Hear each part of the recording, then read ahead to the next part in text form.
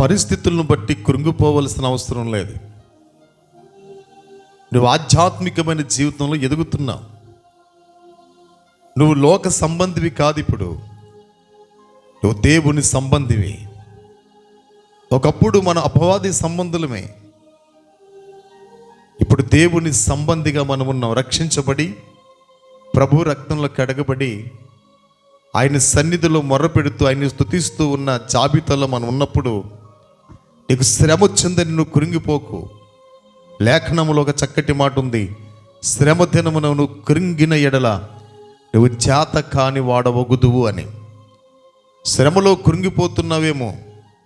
ఒకరోజు దావీదు నాయన గారు అంటారు, నేను శ్రమల పాలై దీనుడనైతిని, నా దేవా విడిపించుటకు త్వరగా రమ్ము, నా దేవా విడిపించుటకు త్వరగా రమ్ము అని దావీదు నాయన గారు చేస్తున్న అద్భుతమైన ప్రార్థన. కీర్తన గ్రంథంలో ఎన్నో ప్రార్థనలతో కూడిన విషయాలు ఉన్నాయి. ఈ దీనుడు మొర్రపెట్టగా యెహోవా ఆలకించును, అతని శ్రమలన్నిటిలోంచి తప్పించునని లేఖనములో చెప్పినట్టుగా నీ వ్యక్తిగత జీవితంలో నువ్వు కృంగిపోతున్నావేమో, నిరాశ నిస్పృహలో ఉంటున్నావేమో.